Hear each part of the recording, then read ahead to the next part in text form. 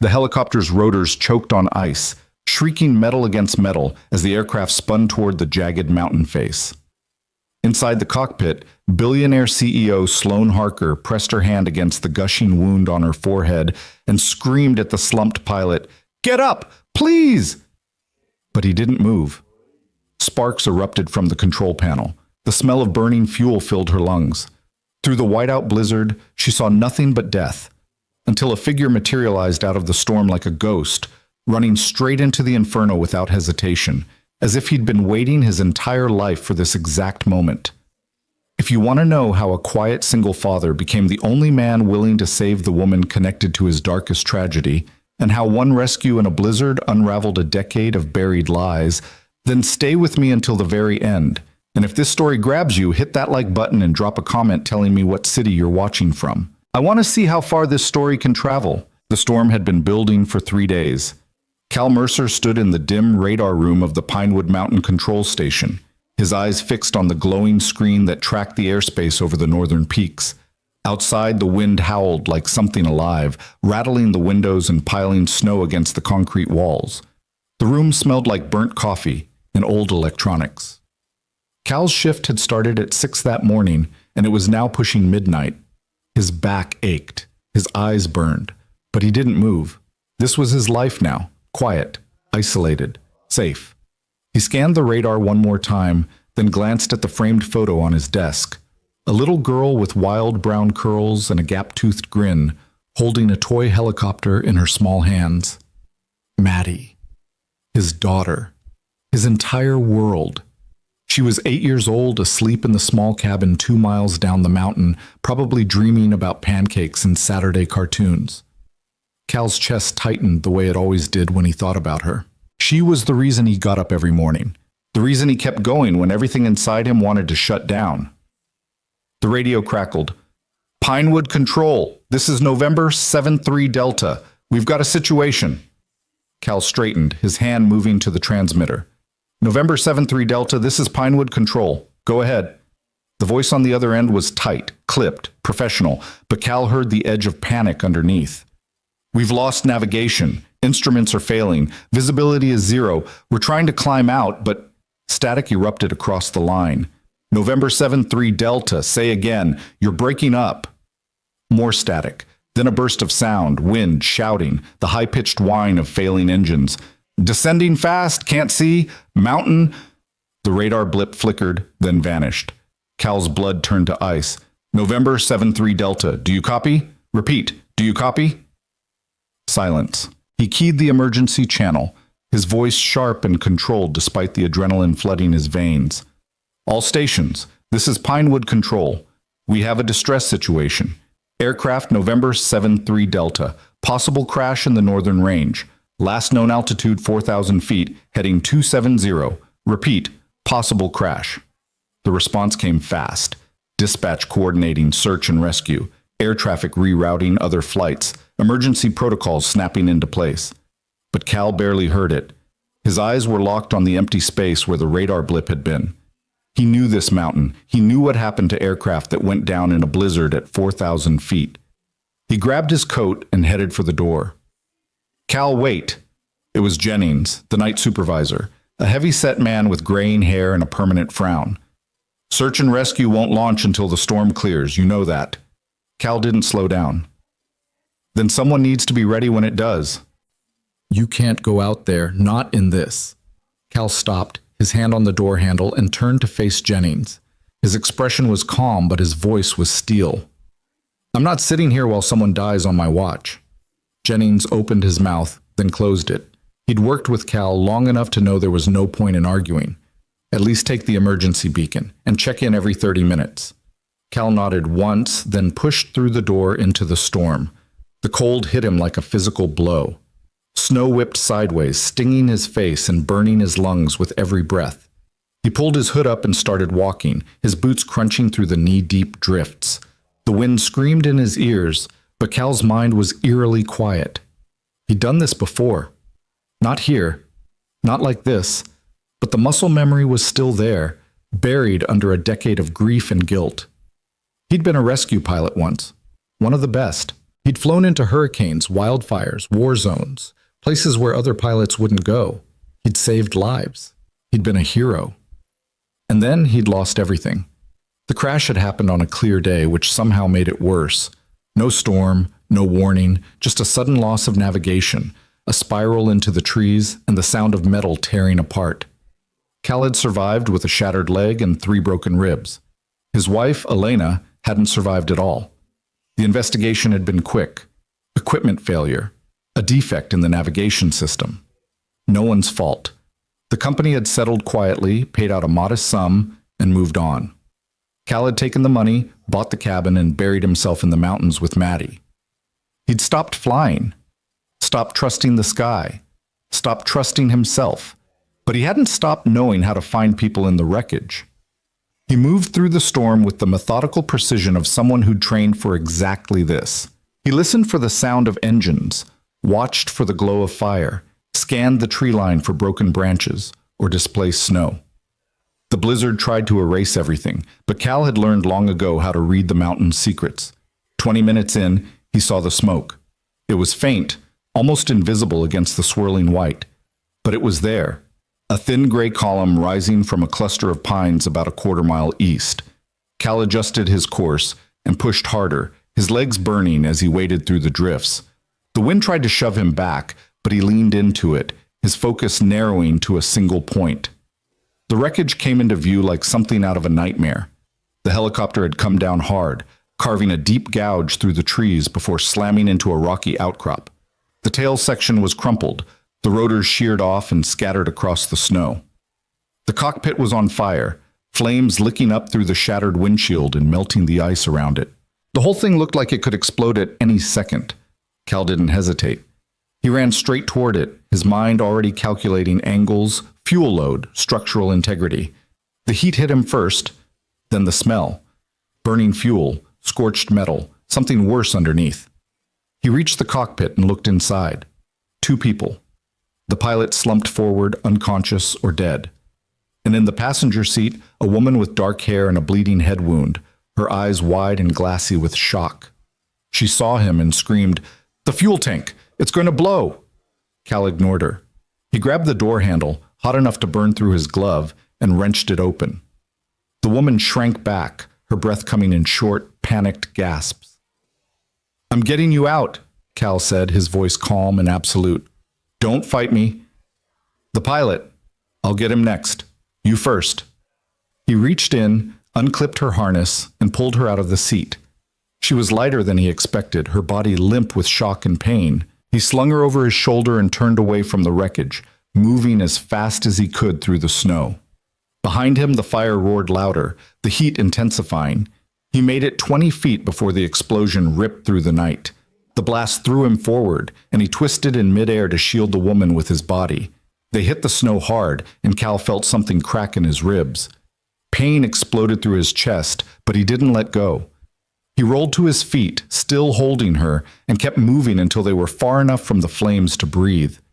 He set her down gently, checking her pulse, her pupils, the wound on her forehead. She was conscious, barely, her eyes unfocused, and her lips moving soundlessly. "Stay with me," Cal said. "What's your name?" She blinked, trying to focus on his face. "Sloan. Sloan, listen to me. You're going to be okay. I need to go back for the pilot." Her hand shot out, grabbing his arm with surprising strength. "He's dead. I checked.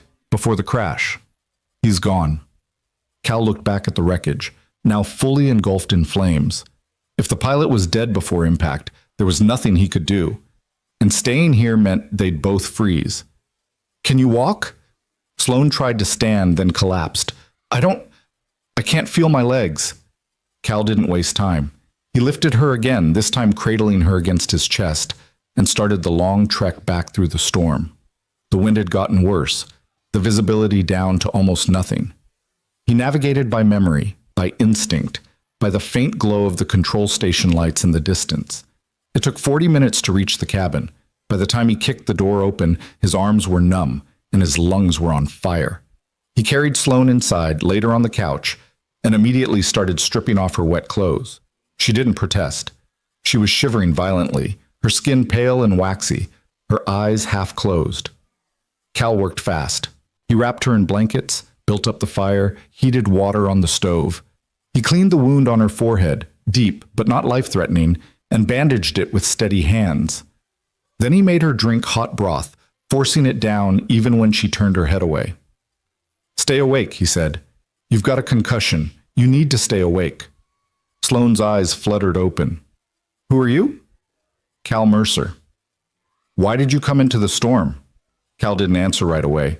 He stared into the fire, his jaw tight, his hands still shaking from the adrenaline crash. "Because no one else would." "That's insane." "Maybe." Sloane studied him through the haze of pain and exhaustion. "You're not just some radar guy, are you?" Cal's expression hardened. "I used to be a pilot. Rescue operations. That was a long time ago." "Why did you stop?" "Because people die when I fly." The words came out flat, final, and Sloane didn't push. She closed her eyes again, her breathing evening out. Cal watched her for a long moment, then stood and walked to the window. The storm was still raging outside, but inside the cabin, it was warm, safe, quiet. Maddie's bedroom door creaked open, and a small voice called out, "Dad?" Cal turned to see his daughter standing in the hallway, clutching her stuffed rabbit and rubbing her eyes. "Hey, Mads, did I wake you?" Maddie looked past him to the woman on the couch. "Who's that?" "Someone who needed help." "Is she okay?" "She will be." Maddie patted over and leaned against Cal's leg, staring at Sloane with wide, curious eyes. "Is she staying?" "Just for the night, until the storm clears." "Okay." Maddie yawned. "Can we have pancakes tomorrow?" Cal smiled, the tension in his chest easing just a little. "Yeah, kiddo, pancakes." Maddie nodded, satisfied, and shuffled back to her room. Cal listened until he heard the door close, then returned to the couch. Sloane was asleep now, her breathing steady.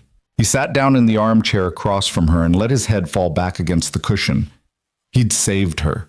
He'd done the right thing. So why did it feel like he'd just opened a door he'd spent 10 years trying to keep locked? The next morning, the storm had passed. Sunlight streamed through the cabin windows, turning the snow outside into a blinding white expanse. Cal woke stiff and sore, his ribs aching from the explosion. He checked on Sloane first, still asleep, but her color was better, then went to make breakfast. Maddie bounced into the kitchen, already dressed and full of energy. "Is she awake yet?" "Not yet." "Can I meet her?" "When she wakes up." Maddie grabbed a chair and climbed onto it, watching Cal flip pancakes with the intensity of a scientist observing an experiment. "Dad, you saved her life, right?" Cal glanced at his daughter. "I got her out of the wreck, that's all." "That's a lot." He smiled. "Maybe." "Are you going to tell her about Mom?" Cal's hand stilled on the spatula. "Why would I do that?" "Because you always get quiet when you save people, like you're thinking about her." Kids saw too much. Cal turned back to the stove, his throat tight. "Eat your pancakes, Mads." Behind them, Sloane stirred on the couch. Cal heard the rustle of blankets, the sharp intake of breath as she tried to sit up. He set the spatula down and walked over, Maddie trailing behind him. Sloane's eyes were clearer now, but filled with confusion. She looked around the cabin, the worn furniture, the stone fireplace, the photos on the mantel, and then at Cal. "Where am I?" "My cabin, about 2 miles from the crash site." She touched the bandage on her forehead, wincing. "You pulled me out." "Yeah." "And the pilot?" Cal shook his head. Sloane's face crumpled, and she pressed her hands to her eyes. "God, oh God, Marcus, he was supposed to retire next month." Cal didn't say anything. There was nothing to say. Maddie, however, had no such filter. She stepped forward and extended her hand solemnly. "Hi, I'm Maddie. You're really pretty, even with the bandage." Sloane blinked, then laughed, a raw, startled sound that was half sob. "Thank you, Maddie. That's very kind. Do you like pancakes?" Yes, I think so." "Good. Dad makes the best pancakes. Come on." Maddie grabbed Sloane's hand and tugged her toward the kitchen. Cal followed, watching as his daughter chattered away, completely unfazed by the fact that they had a half-frozen, traumatized stranger in their house. Sloane moved carefully, favoring her left leg, but she managed to sit at the table without collapsing. Cal set a plate in front of her. Eat, you need the calories. Sloane picked up a fork, then paused. I don't even know how to thank you. You don't need to. You risked your life for me. You didn't even know who I was. Cal poured himself coffee, his back to her. Doesn't matter who you are. You needed help. It matters to me. He turned, meeting her eyes for the first time in full daylight. They were gray, sharp, despite the exhaustion, and there was something in them, intelligence, guilt, grief, that made him look away again. Maddie filled the silence. Dad used to be a pilot, a really good one, but he doesn't fly anymore because Mads. Cal's voice was gentle but firm. That's enough. Maddie looked at him, then at Sloane, then back at her pancakes. Okay. Sloane didn't push. She ate slowly, mechanically, her mind clearly somewhere else. When she finished, she set the fork down and said quietly, I need to make some calls. The company, people will be looking for me. Cal pulled out his phone and handed it to her. Service is spotty, but it should work. She took it, her fingers brushing his for a brief second. Thank you. Cal stepped back, putting distance between them. I'll be outside, clearing the path. He grabbed his coat and headed for the door, needing air, needing space. Maddie stayed inside with Sloane, her cheerful chatter a muffled hum through the cabin walls. Outside, the world was blindingly bright. Cal shoveled snow with more force than necessary, his mind racing. He'd seen the helicopter's tail number before the explosion. November 73 Delta. He'd logged it in the radar system, tagged it as a private executive flight, but he hadn't connected it to anything else. Until now. Because now, in the clear light of morning, he remembered where he'd seen that registration before. It belonged to Harker Aviation, the same company that built the helicopter that killed his wife. Sloane made her calls. The first was to her assistant, who answered on the second ring with a panicked, Ms. Harker, oh my God, we've been trying to reach you all night. I'm alive, Jenna. The pilot didn't make it. There was a sharp intake of breath on the other end. Marcus is, yes. Sloane's voice cracked. Contact his family. Make sure they have everything they need, and get a team to the crash site as soon as possible. Already in motion, the FAA is involved. They want to talk to you as soon as you're cleared. I know. Are you hurt? I'll survive. Listen, Jenna, I need you to pull the maintenance logs for November 73 Delta. Everything from the last 6 months. Why? Because something went wrong, and I need to know if it was us. There was a pause. Miss Harker, the legal team is going to advise you not to I don't care what they advise. I want those logs on my desk the second I'm back in the city. Understood. Sloane ended the call and sat in silence, staring at the phone in her hands. She was the CEO of Harker Aviation, a company her father had built from nothing and turned into one of the most respected names in the industry. She'd inherited it 5 years ago when he died, and she'd spent every day since trying to prove she was worthy of the legacy. But if the crash was their fault, if something they'd built, something they'd certified as safe, had failed, then everything she'd worked for meant nothing. She looked up as Cal came back inside, snow dusting his shoulders. He kicked off his boots and hung up his coat, not looking at her. Thank you for the phone, Sloane said. Cal nodded. I called my office. They're sending a helicopter to pick me up this afternoon. Good. Sloane hesitated, then said, Can I ask you something? Cal leaned against the counter, his arms crossed. Go ahead. Last night, when you pulled me out, you said you used to be a rescue pilot. What happened? Cal's jaw tightened. I crashed. And? And my wife died. The words hung in the air, cold and final. Sloane felt the weight of them settle over her like a heavy blanket. I'm sorry. It was a long time ago. It doesn't sound like it. Cal's eyes flashed, and for a moment Sloane thought he was going to tell her to leave. But then Maddie came running into the room, holding up a drawing of a helicopter with a big red heart on it. Look! I made this for you! Sloane took the drawing, her throat tight. It's beautiful, Maddie. Thank you. Maddie beamed. Dad says you're leaving today. I have to, but I won't forget this. Either of you. Maddie nodded seriously. Good. Because Dad doesn't let just anyone eat pancakes in our house. Sloane laughed despite everything, and for a brief moment the cabin felt warm again. But then the sound of rotor blades echoed across the valley, and the moment shattered. The rescue helicopter landed in the clearing behind the cabin, its rotors kicking up a whirlwind of snow. Two medics jumped out, followed by a man in an expensive suit who looked deeply out of place in the wilderness. "Miss Harker!" The man rushed toward her, his face pale with relief. "Thank God you're alive."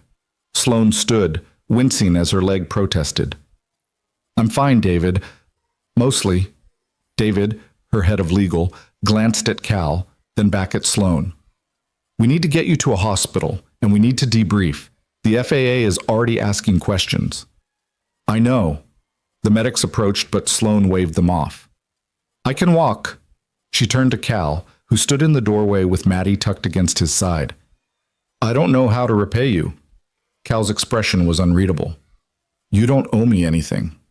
"I do. You saved my life." "I did what anyone would do." "No," Sloane said quietly. "You did what almost no one would do." She held his gaze for a long moment, then turned and limped toward the helicopter.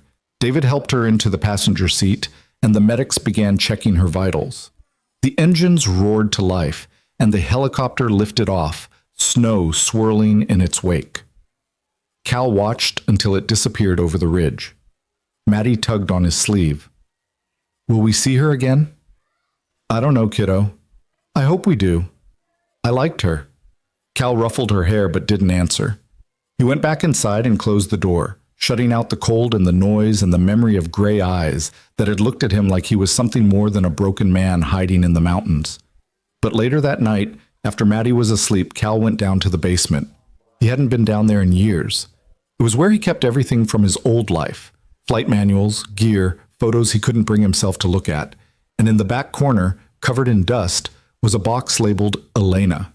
He opened it with shaking hands. Inside were her things, her flight jacket, her logbook, and at the very bottom, sealed in plastic, were the remnants of the crash investigation, reports, diagrams, and a single scorched circuit board that the FAA had returned to him with a note.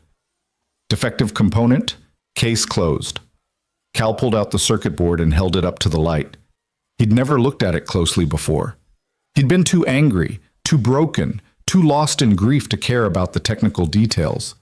But now, in the quiet of his basement, he saw something he'd missed a decade ago. A manufacturer's stamp. Small, almost invisible, etched into the metal. Harker Aviation. Cal's blood ran cold. He set the board down carefully, his mind racing. Sloane Harker, CEO of Harker Aviation, the woman he'd saved, the woman whose company had built the system that killed his wife.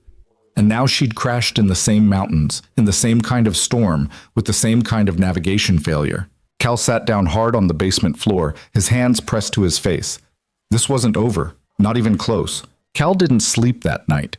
He sat at the kitchen table with the circuit board in front of him, turning it over in his hands like it might reveal secrets if he stared long enough. The manufacturer's stamp glared back at him, small and damning. Harker Aviation. The same company. The same flaw. 10 years apart. It couldn't be a coincidence. By the time dawn broke, Cal had made a decision. He needed answers, and the only person who could give them to him was the woman he'd pulled from the wreckage. Maddie found him still sitting there when she came down for breakfast, her hair sticking up in every direction. She climbed into the chair across from him and studied his face with the unnerving perception of a child who'd learned to read her father's moods before she could read books. "You didn't sleep again," she said. "I'm fine, Mads." "That's what you always say." She reached across the table and patted his hand. "Are you thinking about the helicopter lady?" Cal's jaw tightened. "Her name is Sloane." "Are you thinking about Sloane?" "Yeah." "Because of Mom?" Cal looked at his daughter, at her serious brown eyes and the worried crease between her brows that made her look far older than 8. He'd tried so hard to shield her from his grief, but kids were like water. They found every crack, every weakness, every hidden truth. "Because of a lot of things," he said quietly. "But yeah, because of Mom, too." Maddie nodded like this made perfect sense. "Are you going to go see her?" "Maybe." "Good. You should. She seemed nice. And she needs to know you're not just some guy who lives in the woods. Cal almost smiled. What am I then? A hero. Duh. He did smile then, brief and painful. I'm not a hero, kiddo. You are to me.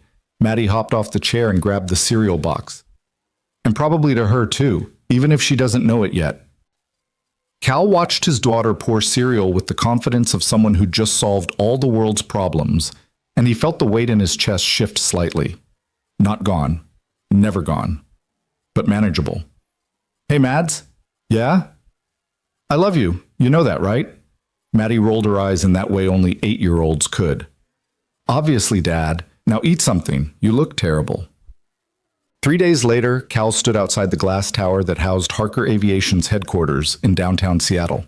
The building rose 40 stories into the gray sky, all steel and reflective windows, the kind of place that made people like him feel small and out of place. He'd driven 6 hours through the mountains to get here, leaving Maddie with Mrs. Chen from down the road, a retired teacher who loved baking cookies and asking no questions. Cal had the circuit board in his jacket pocket, wrapped carefully in plastic. He'd also brought printed copies of Elena's crash report, highlighted and annotated. He didn't know what he was going to say, didn't know if Sloan would even see him. But he knew he couldn't stay in that cabin with these questions burning a hole through his chest. The lobby was massive, filled with sleek furniture and giant photographs of helicopters in flight. A receptionist sat behind a curved marble desk, looking like she'd been hired specifically to intimidate visitors. Cal approached, his boots squeaking on the polished floor. I'm here to see Sloan Harker. The receptionist barely glanced up. Do you have an appointment? No. Then I'm afraid Ms. Harker isn't available. Tell her Cal Mercer is here. She'll know who I am. The receptionist's fingers paused on her keyboard. She looked at him properly for the first time, her expression shifting from dismissive to uncertain. Please wait here. She picked up the phone and turned away, speaking in a low voice. Cal stood in the middle of the lobby, feeling every set of eyes in the room tracking him. He looked like exactly what he was, a man from the mountains who didn't belong in places like this. The receptionist hung up and turned back to him, her professional mask firmly in place. Ms. Harker will see you, 38th floor. Someone will escort you. A security guard appeared and led Cal to the elevators. They rode in silence, Cal watching the numbers climb, his heart beating harder with each passing floor. When the doors opened, he stepped into a space that was all glass and clean lines, with a view of the city that made him feel like he was standing on the edge of the world. Another assistant, this one younger, sharper, more nervous, met him at the elevator. Mr. Mercer, right this way. She led him down a hallway lined with awards and framed magazine covers. Cal caught glimpses of Sloan in several of them, standing in front of helicopters, shaking hands with politicians, looking composed and confident in a way that felt alien compared to the terrified woman he'd carried through the snow. The assistant stopped at a set of double doors. Ms. Harker is finishing a call. She'll be with you in just a moment. Cal nodded, and the assistant disappeared, leaving him alone in the hallway. He took a breath, then pushed the doors open. The office was enormous. Floor-to-ceiling windows overlooked the city, and the furniture was minimal but expensive. A desk that looked like it cost more than Cal's truck, leather chairs, abstract art on the walls. And standing by the window with her back to him was Sloan. She turned when she heard the door, and for a moment, neither of them spoke. She looked different. The bandage was gone, replaced by a thin line of stitches near her hairline. She wore a dark suit, her hair pulled back, her expression guarded, professional, untouchable. But when their eyes met, something in her face softened. Cal, she said quietly, I wasn't sure you'd come. You knew I would. I hoped. She gestured to the chairs. Please, sit. Cal stayed standing. This isn't a social visit. Sloane's expression shifted, caution replacing warmth. What is it then? Cal pulled the circuit board from his pocket and set it on her desk. This. Sloane stared at it, her face going pale. Where did you get that? From my wife's crash, 10 years ago. The silence that followed was sharp enough to cut. Sloane picked up the circuit board with shaking hands, turning it over, her eyes finding the manufacturer's stamp. When she looked back at Cal, her voice was barely a whisper. This is one of ours. Yeah, it is. Cal, I don't understand. Your wife, her name was Elena. She was a pilot, medevac.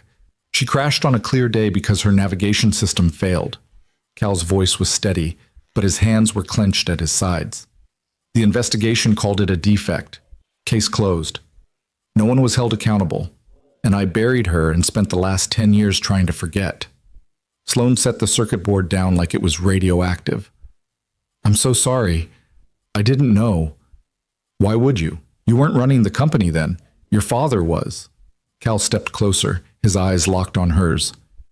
But you're running it now. And 3 nights ago, your helicopter went down in the same mountains, in the same kind of storm, with the same kind of navigation failure. Sloan's breath caught.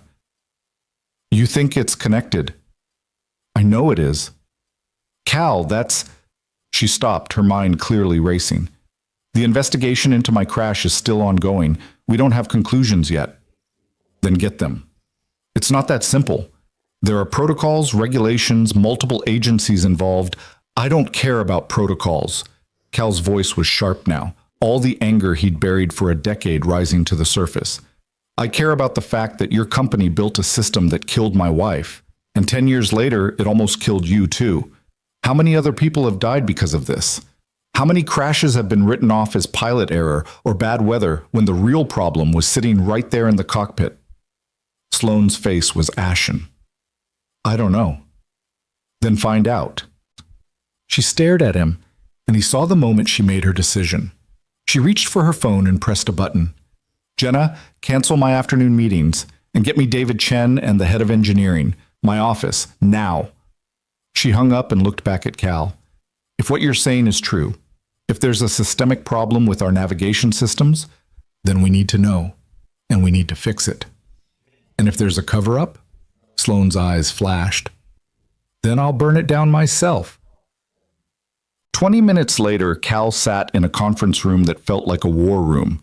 Sloan was at the head of the table, flanked by David Chen, the lawyer Cal had seen at the cabin, and a thin, nervous man introduced as Dr. Marcus Webb, head of engineering. 2 other people sat further down the table, taking notes and avoiding eye contact. Sloan had laid out the circuit board in the center of the table like evidence at a trial. Dr. Webb, I need you to tell me everything about this component. Webb picked it up, examined it, and his face went tight. This is from our Gen 2 navigation module. We phased these out 8 years ago. Why? Because we moved to a more advanced system. The Gen 2 was reliable, but the Gen 3 offered better integration with... That's not what I asked. Sloan's voice was ice. I asked why we phased them out. Was there a problem? Webb hesitated. There were some reports of intermittent signal loss in extreme weather conditions. Nothing consistent. We addressed it in the Gen 3 design. Cal leaned forward. Define some reports. Webb glanced at Sloan, who nodded. He pulled out a tablet and scrolled through files. 17 documented incidents over a 6-year period. Most were minor. A few required emergency landings. No fatalities. Except there were fatalities. Cal's voice was deadly calm. My wife. And probably others that got buried in the paperwork. Webb's face went red. I wasn't with the company then. I can't speak to... Then find someone who can. Sloan's tone left no room for argument. I want every crash report involving our navigation systems from the last 15 years. And I want the internal memos, the engineering notes, the emails, everything. If there was a known issue and it was ignored, I need to know. David Chen cleared his throat. Ms. Harker, I have to advise you that opening this investigation could expose the company to significant liability. I don't care. The board will care. The shareholders will care. If we find evidence of negligence, then we find it. Sloan's eyes were blazing now. And we take responsibility. That's what my father would have done. Chen looked like he wanted to argue, but he nodded instead. I'll get the legal team started on document collection. Sloan turned back to Webb. What about the helicopter I was in? November to 7-3 Delta. What system was it running? Webb's fingers flew across his tablet. Gen 4, our most current model. It's been in service for 2 years with 0 reported issues. Until now. Yes, until now. Sloan stood pacing to the window. So we have two crashes, 10 years apart, both involving navigation failure and extreme weather. One with a Gen 2 system, one with a Gen 4. What's the common thread? Webb frowned. There shouldn't be one. The systems are completely different architectures. But they're both yours, Cal said. Both designed by this company, both certified as safe. Webb bristled. Our systems undergo rigorous testing. We meet every FAA standard. Standards aren't enough if people are dying. The room went silent. Webb looked at Sloan, who was staring out at the city, her shoulders tense. Dr. Webb, she said quietly, I want you to personally review both crashes. Compare the failures. Find the pattern. And I want your report in 72 hours. Ms. Harker, that's not enough time to then work faster and pull whoever you need from other projects. This is priority one. Webb gathered his things and left, his face grim. David Chen followed, still muttering about liability.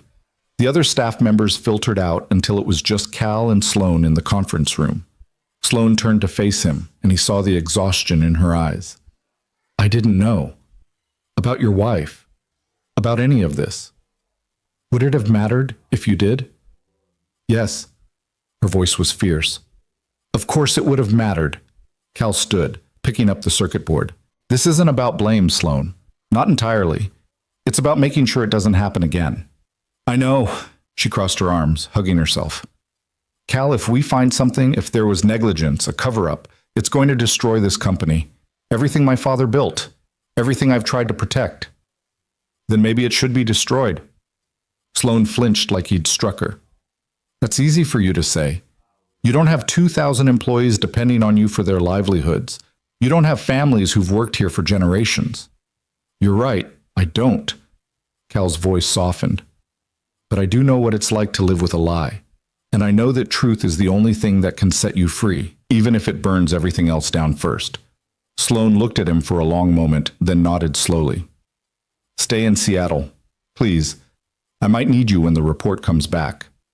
I can't. I have a daughter. Bring her. I'll put you up in a hotel, whatever you need. Cal hesitated. The smart thing would be to go home, to let Sloan handle this, to protect Maddie from the ugliness that was about to unfold. But something in Sloan's expression stopped him, a vulnerability, a fear, a desperate need not to face this alone. 3 days, he said.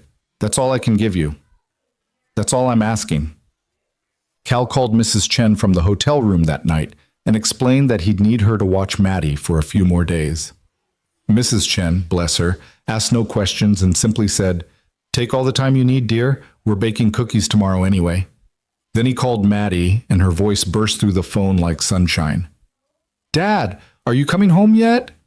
Not yet, kiddo. I need to take care of something. Is it about Sloan? Cal smiled despite himself. Yeah, it is. Is she in trouble? Sort of. She's trying to fix something that's been broken for a long time. And you're helping her? I'm trying. Maddie was quiet for a moment. That's good, Dad. Mom would want you to help. Cal's throat tightened. Yeah, she would. Be safe, okay? And come home soon. Mrs. Chen's cookies are good, but they're not pancakes. I'll be home soon, I promise.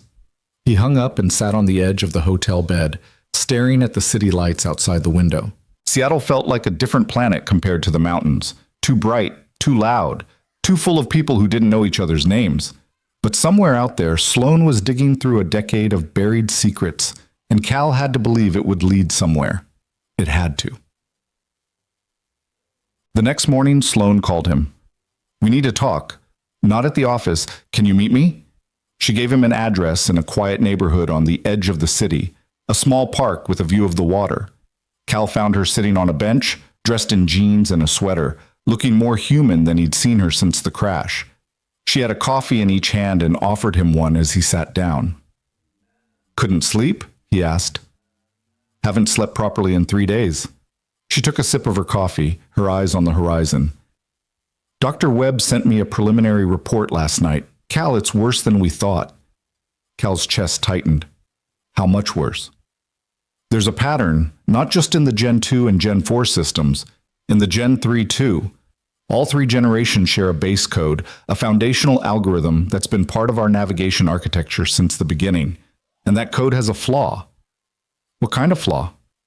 It's a fail-safe protocol designed to kick in during extreme weather. It's supposed to stabilize the system by prioritizing certain data inputs. But in rare conditions, severe electromagnetic interference combined with rapid altitude changes, the protocol inverts. Instead of stabilizing, it amplifies the interference. The system essentially blinds itself. Cal felt the blood drain from his face. How rare? Rare enough that it went undetected for years, but not rare enough to be irrelevant. Webb estimates it could have contributed to at least 24 crashes over the past 15 years. 24. Cal's mind reeled. And no one caught this? Sloane's hands were shaking around her coffee cup. They did, or at least someone suspected. Webb found an internal memo from 12 years ago, one of our senior engineers flagging the algorithm for review, but the memo was never acted on. It disappeared into the bureaucracy. Or it was buried. I don't know. Maybe. Probably. Sloane's voice cracked. My father was CEO then. If he knew about this, if he made the call to ignore it, then he killed my wife, Cal said flatly. Sloane turned to him, tears streaming down her face.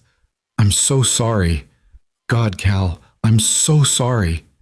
Cal wanted to be angry. He wanted to rage, to blame, to let all the grief and fury he'd been carrying for 10 years explode. But looking at Sloane, at this woman who'd inherited a legacy built on lies, who was choosing to tear it apart rather than hide behind it, he found he couldn't. It's not your fault, he said quietly.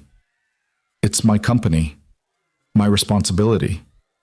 You didn't know. I should have. I should have been asking these questions years ago. Cal set his coffee down and turned to face her fully. Sloane, listen to me. You can't change the past.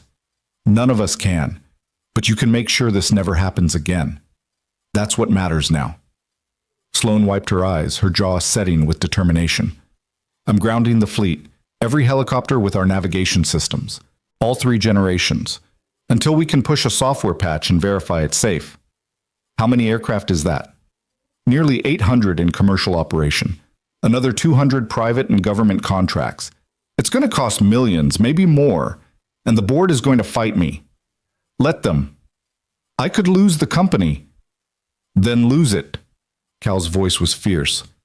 But don't lose yourself. Don't become the kind of person who values money over lives. Sloane met his eyes, and something passed between them, an understanding, a shared grief, a fragile trust built in the space between disaster and redemption. I need you to testify. When the FAA investigation comes, when the lawsuits start, I need you to tell Elena's story. Cal's stomach churned. I don't know if I can. You can, because you're the only one who can make people understand what this really cost. He thought of Elena, of Maddie, of all the families who'd lost someone because of a flaw that should have been fixed years ago. Okay, I'll do it. Sloane reached out and took his hand, squeezing it gently. Thank you. They sat in silence for a while, watching the water. Two people who'd been broken by the same tragedy now standing together in the wreckage, trying to build something better from the pieces. And for the first time in 10 years, Cal felt like maybe, just maybe, there was a way forward. The announcement went out the next day. Sloane held a press conference, standing in front of a wall of cameras, and did something almost no CEO ever did. She told the truth. She explained the flaw. She took responsibility. She announced the fleet grounding, the software fix, the independent safety review.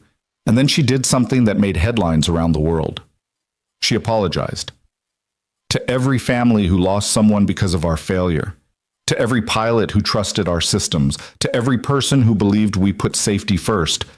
I'm sorry, we let you down, and we're going to spend however long it takes to make this right. Cal watched from the back of the room, Maddie beside him. She'd insisted on coming, on seeing this through, and Cal hadn't had the heart to say no. Maddie squeezed his hand as Sloane spoke, and he squeezed back. The reporters erupted with questions. The stock price plummeted. The board called an emergency meeting. But Sloane stood her ground, answering every question with brutal honesty, refusing to hide behind lawyers or corporate speak. Afterward, in the quiet of her office, she collapsed into her chair and looked at Cal with exhausted eyes. "That's it then. I just destroyed everything my father built." "No," Cal said. "You saved it. You saved what it should have been all along." Maddie nodded seriously. "My dad's right. You're really brave." Sloane smiled through her tears. "Thank you, Maddie. That means more than you know." But the moment of peace didn't last long. Because that night, as Cal was putting Maddie to bed in their hotel room, his phone rang. It was Sloane, and her voice was tight with panic. "Cal, we have a problem. Another distress call just came in.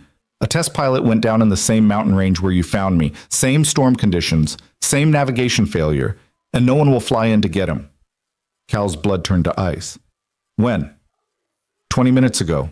Search and rescue says it's too dangerous. The storm's even worse than the night you saved me."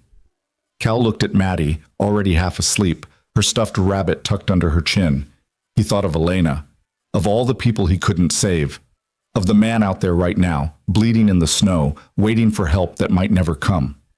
"I'll go," he said. "Cal, you said you don't fly anymore." "I don't.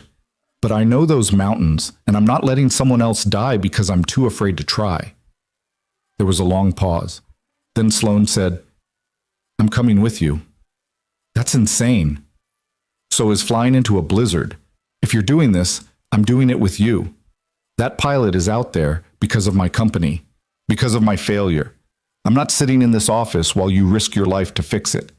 Cal wanted to argue, but he heard the steel in her voice and knew it would be pointless. "Fine. Meet me at the airfield in 30 minutes, and bring cold weather gear." He hung up and looked at Maddie, who was watching him with wide, knowing eyes. "You have to go, don't you?" she said quietly. "Yeah, kiddo, I do." "Are you scared?" Terrified. Maddie sat up and wrapped her arms around his neck, holding him tight. "Be like Mom. She was never scared of anything." Cal's eyes burned. "She was scared all the time, Mads. She just didn't let it stop her." "Then don't let it stop you either." Cal held his daughter close, breathing in the smell of her shampoo and the warmth of her small body, storing it up like armor against what was coming. Then he called Mrs. Chen, explained the situation, and waited for her to arrive. 20 minutes later, he kissed Maddie goodbye and walked out into the Seattle rain, heading toward the mountains and the storm and the man who needed saving. And toward Sloane, who was waiting for him with a helicopter and a choice neither of them could take back. The airfield was a small private facility on the outskirts of Seattle, the kind of place where wealthy people kept their personal aircraft and asked no questions about midnight flights. Cal pulled into the lot and saw Sloane standing beside a helicopter, her hair whipping in the wind, a heavy coat already zipped to her chin. A man in coveralls was doing a pre-flight check, his flashlight beam cutting through the darkness. Cal got out of his truck and walked toward her, his stomach tight with a familiar dread. He hadn't been inside a cockpit in 10 years, hadn't touched the controls, hadn't felt the sight click under his palm, hadn't trusted himself with anyone's life, including his own. But the moment he saw the helicopter, muscle memory kicked in. His hands knew what to do, even if his mind was screaming at him to turn around. Sloane met him halfway, her face pale but determined. "This is Marcus. Different Marcus, not the pilot who died. He's our best mechanic. He's made sure this bird is perfect." Marcus nodded at Cal, his expression grim. "She's got a full tank, emergency supplies in the back, and I've triple-checked every system. But I'm not going to lie to you. Flying into that storm is suicide." "Then it's a good thing I've got nothing left to lose," Cal said flatly. Marcus glanced at Sloane, who gave him a tight nod. He stepped back, shoving his hands in his pockets. "Good luck. You're going to need it." Cal walked around the helicopter, running his hands along the fuselage, checking the rotors, the tail assembly, the landing gear. It was a newer model than anything he'd flown before, sleek and powerful, with navigation systems that probably cost more than his entire cabin. He opened the cockpit door and climbed in, his heart hammering against his ribs. The controls were familiar and foreign all at once. The cyclic, the collective, the pedals. His hands found them automatically, settling into position like he'd never left. But his chest was tight, his breathing shallow, and when he closed his eyes, he saw Elena's helicopter spiraling into the trees, heard the sound of metal tearing, felt the helplessness that had nearly destroyed him. Cal! He opened his eyes.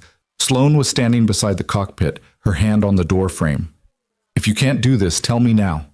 I'll find another way. Cal looked at her, at the guilt and determination etched into her face, and he thought about the pilot out there in the storm, someone's husband or father or son, bleeding and alone, waiting for a rescue that might never come. He thought about Elena, who'd flown into danger without hesitation because someone needed help, and he thought about Maddie's words, "Don't let it stop you." "I can do this," he said, "but you're not coming with me." Sloane climbed into the co-pilot seat and strapped herself in. We already had this argument. Sloane, that pilot is out there because my company failed him. Because I failed him. I'm not sitting safe on the ground while you risk everything to fix my mistake. Cal wanted to fight her, to drag her out of the seat and lock her in Marcus's office until this was over. But he saw the same stubbornness in her eyes that he'd seen in Elena's, the same refusal to let fear dictate her choices. So he stopped arguing and started the pre-flight sequence instead. The rotors began to turn, slowly at first, then faster, the familiar thrum vibrating through the frame. Cal ran through the checklist by rote, his hands moving with a precision he didn't know he still possessed. Beside him, Sloane was silent, watching the instruments, her jaw set. Marcus's voice crackled through the radio. "You're clear for takeoff. Last known coordinates for the downed pilot are locked into your navigation system. But Cal, listen to me. The storm's moving fast. You've got maybe a 2-hour window before it gets too dangerous to even attempt extraction. After that, you're stuck out there too." "Understood," Cal said. "And one more thing. The test pilot. His name is Ryan Voss. He's 28 years old, just got engaged last month. His fiancée is on her way to the hospital right now, waiting for news." Cal's hands tightened on the controls. 28, the same age Elena had been. "We'll bring him home. I know you will. Good luck." Cal pulled up on the collective and the helicopter lifted off the ground. The moment they were airborne, something inside him shifted. The fear didn't disappear, but it receded, pushed back by a decade of training and instinct. He'd been born to fly. Even after everything, he still knew how to do this. They climbed into the night sky, leaving the lights of Seattle behind.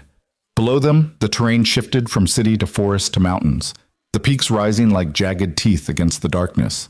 The storm was visible on the horizon, a massive wall of swirling gray and white, lit from within by flashes of lightning. Sloane stared at it, her face tight. "That's what we're flying into?" "That's what we're flying into." "How bad is it going to be?" Cal didn't sugarcoat it. "Bad. The winds will try to throw us into the mountains. Visibility will drop to 0. Ice will form on the rotors and make the aircraft heavier, harder to control. And if the navigation system fails, we crash," Sloane finished quietly. "We crash." She was silent for a moment, then reached over and checked her harness, pulling it tighter. "Then we better make sure it doesn't fail." Cal almost smiled. "You sound like a pilot." "My father made me get my license when I was 20. He said if I was going to run an aviation company, I needed to understand what it felt like to be in the air." Her voice softened. "I haven't flown in years. Not since he died." "Why not?" "Because I was too busy running the company, too busy trying to prove I was good enough to carry his legacy." She laughed bitterly. "And now I find out his legacy was built on covering up a flaw that killed people." Cal glanced at her. "Your father didn't build the company alone. There were engineers, executives, board members. They all made choices. They all share the blame. But he was in charge. He set the tone. And if he chose profits over safety, if he chose to bury that memo instead of acting on it, then everything I believed about him is a lie."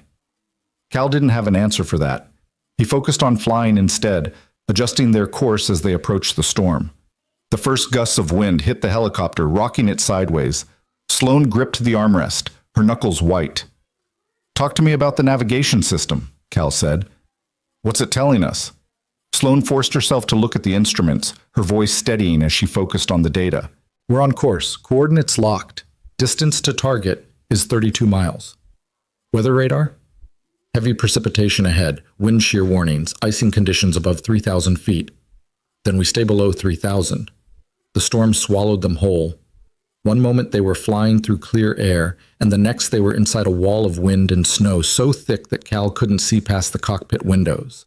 The helicopter bucked and shuddered, the frame groaning under the strain. Ice began forming on the windshield, spreading in jagged patterns that obscured what little visibility they had left. Cal flew by instruments, his eyes locked on the altimeter, the airspeed indicator, the artificial horizon. Every muscle in his body was tense, his mind calculating angles and adjustments faster than conscious thought. Beside him, Sloane called out readings, her voice tight but controlled. Altitude 2,800 feet, airspeed dropping, wind gusts up to 50 knots. I see it. The helicopter dropped suddenly, caught in a downdraft. Cal corrected, pulling up hard, but another gust slammed them sideways. The rotor blades screamed, struggling to find purchase in the turbulent air. Cal, the ice... I know. Ice was accumulating on the rotors, adding weight and throwing off the balance. The helicopter was becoming sluggish, unresponsive, like flying a truck instead of an aircraft. Cal pushed the engines harder, compensating for the extra load, but he knew they couldn't sustain this for long. How far to the target? He asked. Sloane checked the navigation system, then her face went white. Cal, we've got a problem. What kind of problem? The navigation system. It's glitching. The coordinates are jumping. We're supposed to be 15 miles out, but it's reading 23, then 12, then... She hit the screen. It's not stable. Cal's blood ran cold. The same flaw. The same electromagnetic interference combined with rapid altitude changes. The algorithm was inverting, just like Dr. Webb had described. Can you switch to manual navigation? I don't know the terrain well enough. Do you? Cal did. He'd memorized these mountains after Elena's crash, studying every ridge and valley like a man looking for answers in topography. But flying blind in a storm with faulty instruments was suicide. We're too far in to turn back now, he said. We keep going. You stay on the navigation system even if it's unreliable. Call out anything that looks like a solid reading. I'll navigate by terrain recognition and dead reckoning. Dead reckoning? Cal, that's insane. It's all we've got. Another massive gust hit them, and this time the helicopter spun, a full 360 rotation that sent Sloane's stomach into her throat. Cal fought the controls, his hands moving in precise, desperate motions, bringing them back under control. But the strain was showing. Sweat ran down his face despite the cold, and his breathing was harsh and ragged. Cal, maybe we should turn back. Find another way. There is no other way. That pilot has 2 hours at most. We're already 40 minutes in. Sloane looked at him, at the determination carved into his features, and she understood. This wasn't just about Ryan Voss. This was about every person Cal hadn't been able to save, every life lost to a flaw that should have been fixed, every ghost that haunted him in the dark. This was his chance at redemption. So she stopped arguing and focused on the instruments, calling out every scrap of useful data she could find. Altitude 2,600, airspeed 30 knots, heading's drifting, we're off course. Cal adjusted, banking hard to the left. Through a brief break in the snow, he caught a glimpse of a familiar rock formation, a massive granite outcrop shaped like a broken tooth. He knew that landmark. It meant they were close. 5 miles, he said. Maybe less. The navigation system is showing target proximity, but it's flickering. Ignore it. Trust me. Sloane did. She stopped watching the instruments and started watching Cal instead, seeing the focus in his eyes, the way his hands moved with absolute certainty even when everything around them was chaos. This was who he'd been before the crash took it all away. A pilot who flew into impossible situations and brought people home. A hero, whether he believed it or not. The helicopter dropped again, this time so sharply that Sloane's harness cut into her shoulders. Cal brought them level, but the engines were screaming now, pushed beyond their limits. Come on, he muttered. Come on, hold together. And then through the swirling white, Sloane saw it. There, 12 o'clock. Is that? Cal saw it too. A faint orange glow barely visible through the storm. A flare. That's him. He pushed the helicopter toward the light, descending carefully, searching for a place to land. But the terrain was brutal. Steep slopes, scattered boulders, trees bent nearly horizontal by the wind. There was nowhere flat enough, nowhere safe enough. I can't land, Cal said. The ground's too unstable. We'll have to do a hover extraction. In this wind? In this wind. He brought the helicopter to a hover about 15 feet off the ground, fighting to keep it steady while the storm tried to knock them out of the sky. Below, they could see the wreckage of Ryan Voss's helicopter, a twisted mess of metal embedded in a snowbank. And beside it, a figure waving frantically, his face illuminated by the dying flare. I'm going down, Sloane said, unbuckling her harness. What? No. You need to keep us stable. I'm lighter. I can get to him faster.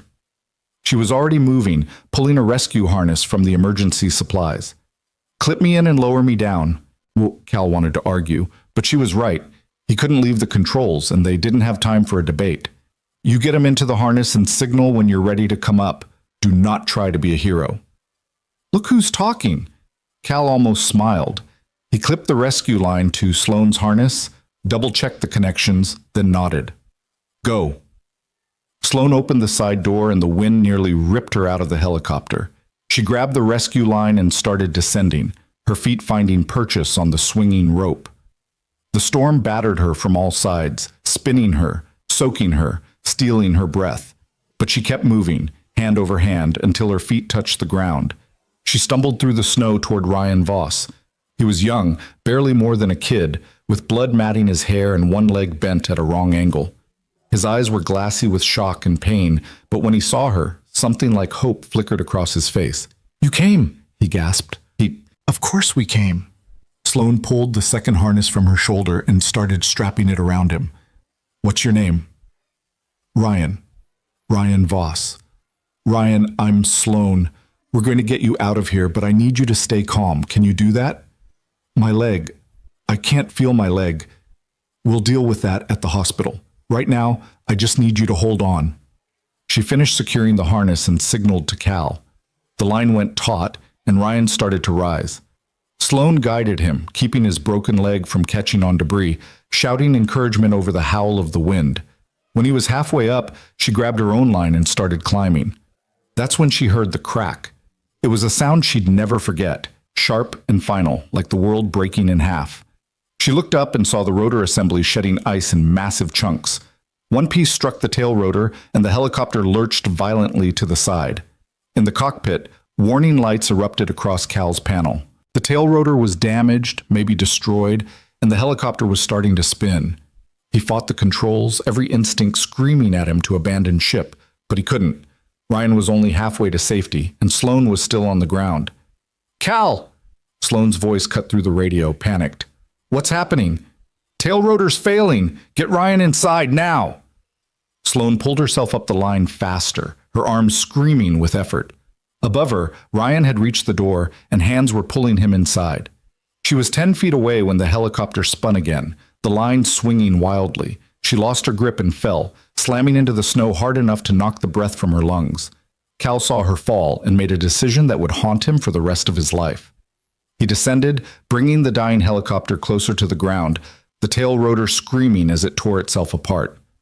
5 feet, 3 feet. Close enough. Sloane, grab the line! She staggered to her feet, dizzy and gasping, and lunged for the rope. Her fingers closed around it just as the helicopter started to climb. Cal pulled up hard, ignoring the warnings, ignoring the smoke pouring from the tail assembly, ignoring everything except the need to get them out of there. They were 50 feet off the ground when the tail rotor gave up completely. The helicopter spun like a top, the main rotors fighting to keep them airborne. Cal had seconds to make a choice. He could try to climb, try to clear the ridge and hope they could glide to a safe landing on the other side. Or he could crash here, controlled, in the snow where at least they'd have a chance of surviving. Below him, Sloane was still dangling from the line, spinning helplessly. Cal made his choice. He cut the engines and aimed for the deepest snowdrift he could see. Brace for impact. The helicopter hit hard. The landing gear crumpled, the windshield shattered, and the frame groaned as it collapsed in on itself. Cal felt his head slam into something solid, felt pain explode through his skull, felt the world go dark. Then nothing. When Sloane opened her eyes, she was buried in snow. She couldn't breathe, couldn't move, couldn't see. Panic clawed at her throat, but she forced it down and started digging, clawing her way toward the light. Her hands broke through the surface, and she dragged herself out, gasping and shaking. The helicopter was a wreck.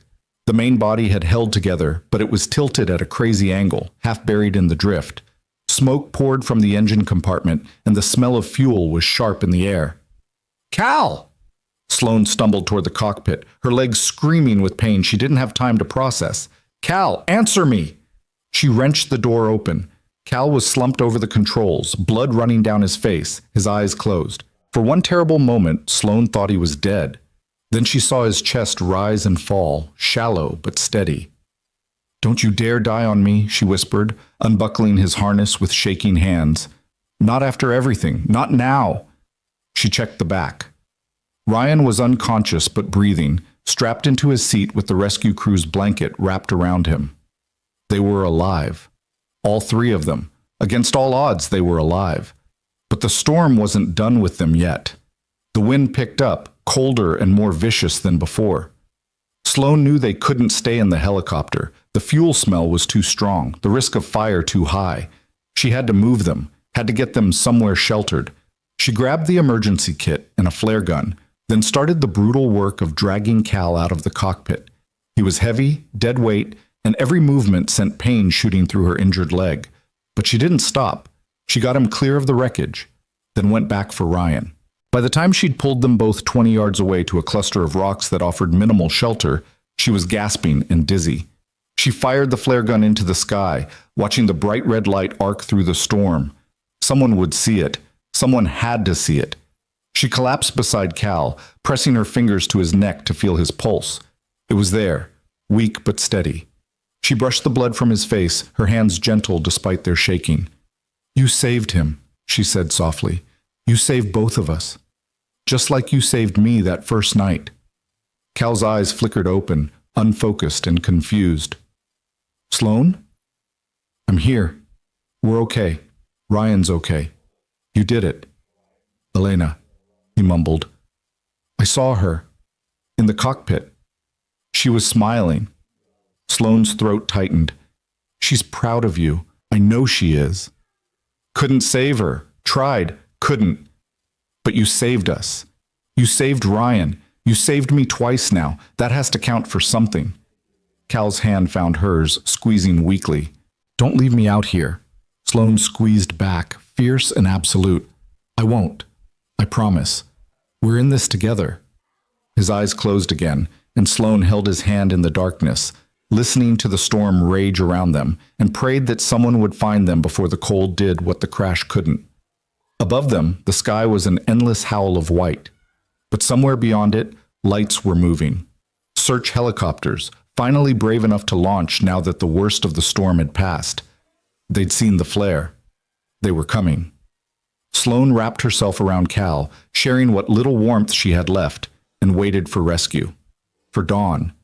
For whatever came next. And as the minutes stretched into an hour, as Ryan stirred and moaned beside them, as the cold crept deeper into her bones, Sloane made a promise to herself. If they survived this, when they survived this, she would make sure Cal's sacrifice meant something. She would fix the company, face the lawsuits, tell the truth no matter how much it hurt. She would make sure Elena Mercer's death and every death after it hadn't been in vain. She owed Cal that much. She owed them all that much. The sound of rotors cut through the storm, real ones this time, not hallucinations. Lights appeared on the horizon, sweeping across the snow. Sloane fired another flare, and the lights changed course, heading straight for them. "They're here," she whispered to Cal. "Help is here. You can rest now." Cal's lips moved, forming words she couldn't hear, but she knew what he was saying, because she felt it too. "We made it." The rescue helicopter landed, and medics poured out, moving with practiced efficiency. They loaded Ryan first, stabilizing his leg, wrapping him in thermal blankets. Then they came for Cal, immobilizing his neck, checking his vitals, speaking to him in calm, steady voices. Sloane refused treatment until they were all aboard. Only when the helicopter lifted off, carrying them away from the wreckage and the storm and the mountain that had tried to kill them, did she finally let herself believe it was over. She sat beside Cal as the medics worked on him, holding his hand, watching his face. He was pale and battered, but he was breathing. He was alive. They all were. And as Seattle's lights appeared in the distance, as the helicopter descended toward the hospital where Maddie and Mrs. Chen and Ryan's fiancé were all waiting, Sloane felt something shift inside her. She'd walked into that storm expecting to die, expecting it to be her penance for the sins of her company, for the failures she'd inherited. But Cal had refused to let her go. He'd crashed his helicopter to save her, given up his chance of escape to make sure she made it out. No one had ever done that for her before. No one had ever chosen her survival over their own.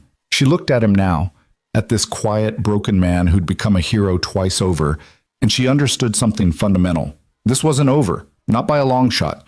But whatever came next, the investigations, the testimony, the rebuilding, they'd face it together. Because Cal Mercer had saved her life, and Sloane Harker was going to make damn sure it was worth saving. The hospital hallway smelled like antiseptic and fear.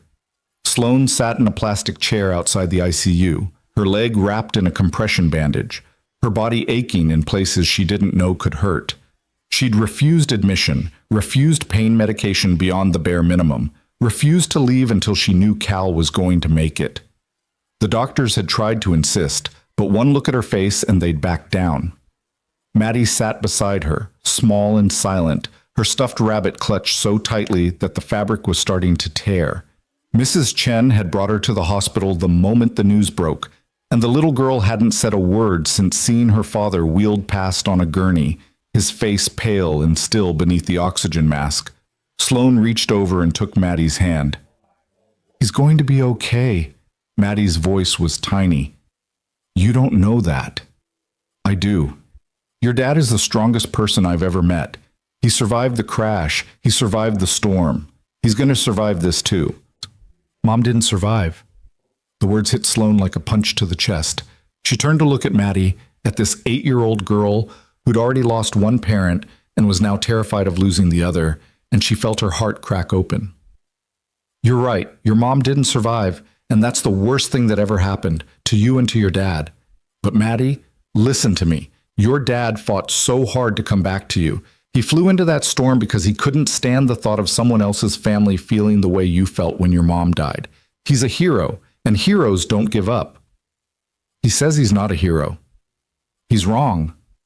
Maddie looked at her with eyes far too old for her face. "Are you going to leave when he gets better, like everyone else does?" Sloane's throat tightened. "What do you mean?"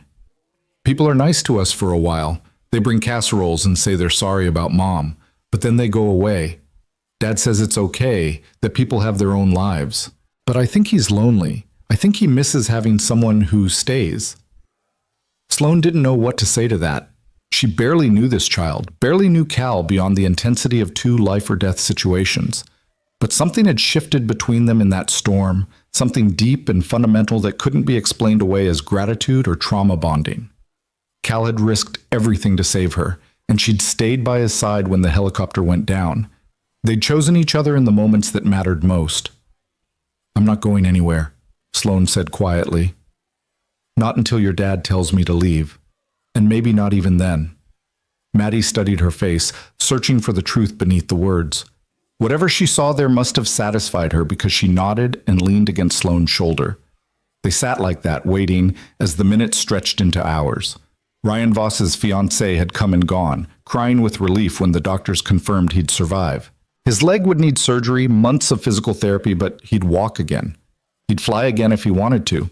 He had a future because Cal had refused to let him die alone on that mountain, but Cal himself remained in surgery. Skull fracture, the doctors had said. Swelling on the brain, 3 broken ribs, internal bruising, possible damage to his spine. They were doing everything they could, but the next 24 hours would be critical. Sloane had called Jenna from the hospital, her voice hoarse and raw. "Cancel everything. Board meetings, press conferences, all of it. I'm not leaving until I know he's okay."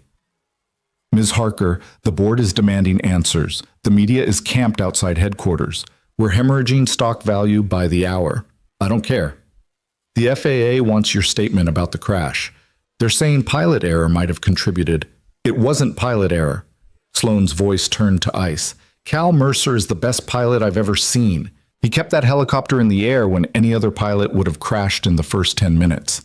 He saved 3 lives, including mine. Again. And if anyone tries to blame him for this, I will personally destroy them. Are we clear? There was a pause. Crystal clear, Ms. Harker. Good. Now get me Dr. Webb. I want the navigation system from that helicopter recovered and analyzed. I want to know exactly what failed and when. And I want it on record that we're taking full responsibility for the equipment malfunction. That's going to open us up to massive liability. Then we deal with it. Do what I'm asking, Jenna. Sloane had hung up and returned to Maddie's side, her hands shaking with exhaustion and adrenaline crash. She'd meant every word.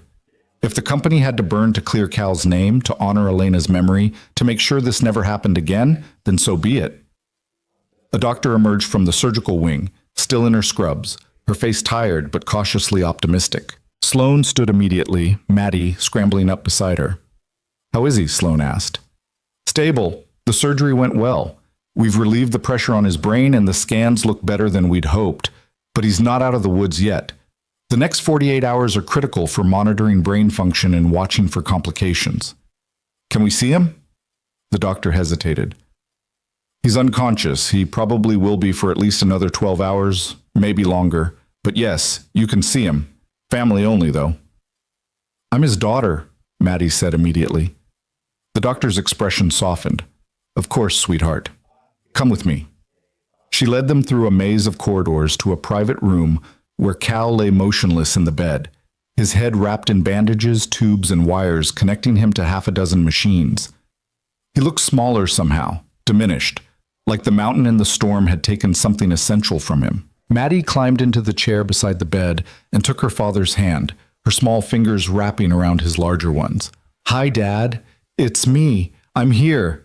You have to wake up soon, okay? Because Mrs. Chen said we can't keep staying with her forever, and I don't know how to make pancakes by myself yet. Sloane stood at the foot of the bed, her vision blurring. She'd been in hospitals before, visiting her father during his final illness, checking on injured employees after accidents. But this felt different. This felt personal in a way that terrified her. She'd only known Cal for a week. 1 week. And yet standing here watching him fight for his life felt like losing something irreplaceable. Mrs. Chen appeared in the doorway with coffee and sandwiches that neither Sloane nor Maddie could eat. You should go home, dear, she said gently to Sloane. Get some rest. I'll stay with Maddie. I'm not leaving. Mrs. Chen didn't argue. She settled into another chair and pulled out her knitting, the click of needles a soothing rhythm in the sterile room. The hours blurred together. Nurses came and went, checking vitals, adjusting medications, speaking in low voices about neural responses and cranial pressure. Sloane stayed glued to her chair, watching Cal's chest rise and fall with mechanical precision, willing him to open his eyes. Maddie fell asleep curled up in her chair, her hand still holding her father's. Mrs. Chen draped a blanket over her and whispered to Sloane, That child has been through more than any 8-year-old should. She's stronger than she looks. She's like her father, Sloane said quietly, and her mother. Elena was a force of nature, stubborn, brave, absolutely devoted to her family. Cal was never the same after losing her. Sloane looked at Mrs. Chen. Did you know her well? Well enough. They lived down the road from me before the accident. Elena used to bring Maddie over for cookies while Cal was on duty. She talked about him constantly, how proud she was, how lucky she felt. She knew the risks of being a pilot's wife, but she never let it stop her from supporting his dreams. Mrs. Chen's eyes grew distant. When she died, something in Cal broke. He stopped flying, stopped socializing, just buried himself in that cabin with Maddie. I've watched him for 10 years trying to convince himself he doesn't deserve to be happy again. He saved my life, Sloane said. Twice now. He saved a lot of lives. I know, but I don't think he's saved himself yet. That's the hard part. Sloane thought about that as the night wore on. Cal had spent a decade punishing himself for a crash that wasn't his fault, for a death he couldn't have prevented. He'd isolated himself, convinced he was too broken to be trusted with anyone's safety. But in the moment someone needed him, he'd become exactly who he used to be. The hero who flew into impossible situations and brought people home. The question was whether he could forgive himself enough to stay that person. Dawn was breaking when Cal's hand twitched. Maddie was awake immediately, leaning forward. "Dad, can you hear me?" His eyes moved beneath the lids, rapid and searching. Then, slowly, they opened. He stared at the ceiling for a long moment, confused and disoriented, before his gaze found Maddie's face.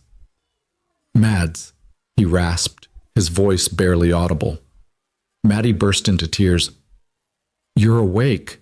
You're okay. I knew you'd wake up." Cal's eyes shifted to Sloane standing at the foot of the bed. "Sloane, Ryan. Ryan's alive. He's going to be fine. You saved him, Cal. You saved all of us." Cal closed his eyes, a single tear sliding down his temple. Crashed. Again. Because the navigation system failed. Not because of you. Never because of you. "Elena, wasn't your fault either." Sloane moved closer, her voice fierce. "Cal, listen to me. We found the flaw. We know what happened to her helicopter and to mine and to Ryan's. It's all connected, and we're going to fix it. But you need to understand something. None of this was your fault. Not 10 years ago, not 3 days ago. You're not the reason people died. You're the reason people lived." Cal looked at her, and she saw the war playing out behind his eyes. The guilt, the grief, the desperate need to believe her warring with a decade of self-blame. "I don't know how to let it go." "Then don't. Not yet. But maybe you can start by accepting that you did everything you could, that you're still doing everything you can, that you're exactly the man Elena believed you were." "How do you know what she believed?" "Because Maddie told me, and because I see it too." The doctor returned, gently shooing them out so she could examine Cal. Sloane and Maddie retreated to the hallway, both of them shaking with relief and exhaustion. "He's going to be okay," Maddie said, wonder in her voice. "He's really going to be okay." Sloane hugged her, this brave little girl who'd stolen her heart without trying. "Yeah, kiddo, he really is." Over the next 3 days, Cal's recovery progressed faster than anyone expected. The swelling in his brain decreased, his cognitive functions remained sharp, and the doctor started talking about discharge instead of complications. Sloane visited every day, sometimes with Maddie, sometimes alone, sitting beside his bed and talking about everything and nothing. She told him about the investigation. Dr. Webb had recovered the black box from the crashed helicopter and confirmed what they'd suspected. The navigation algorithm had inverted during the storm, feeding Cal false data and contributing to the tail rotor failure. The FAA was launching a full review of Harker Aviation's systems, and preliminary reports suggested the flaw had been present in all 3 generations of their navigation equipment. "We're facing lawsuits," Sloane said, sitting in the chair beside Cal's bed while rain streaked the windows. "Families of pilots who died. Insurance companies, regulatory penalties. The lawyers say we could be looking at bankruptcy if we're not careful." Cal, who was sitting up now and eating real food, watched her carefully. "Are you scared?" "Terrified, but also relieved. At least the truth is out now. At least we can start making it right. My father made mistakes, big ones, mistakes that cost lives." Sloane's voice was steady, but Cal heard the pain underneath. "I've been going through his personal files. There are emails, memos, conversations with the legal team about minimizing liability and managing public perception. He knew about the flaw, Cal. Maybe not the full extent, but he knew something was wrong and he chose to protect the company instead of fixing it. I'm sorry. Don't be. I needed to know. I needed to understand what I was really inheriting." She looked at him. "I'm going to testify. In front of Congress, the FAA, whoever wants to hear it. I'm going to tell them everything. And then I'm going to spend however long it takes making sure Harker Aviation becomes the company it should have been from the start." Cal reached out and took her hand. It was the first time he'd initiated physical contact, and the gesture felt monumental. "That's going to be hard." "Harder than flying into a blizzard?" "Different kind of hard. The kind that lasts years instead of hours." "Then I guess I better get used to it." They sat in comfortable silence, hands linked, watching the rain. Maddie had gone to the cafeteria with Mrs. Chen, giving them this moment alone. Cal's thumb traced small circles on Sloane's palm, and she felt something shift between them again, something that went beyond gratitude or shared trauma. "Sloan," Cal said quietly, "when I was in that cockpit, when everything was falling apart, I wasn't thinking about Elena. I was thinking about you." Sloan's breath caught. "Cal, I'm not saying I'm over her. I'm not sure I'll ever be over her. But for the first time in 10 years, I was flying towards something instead of away from it. I was flying to save you, and that matters." "It matters to me too."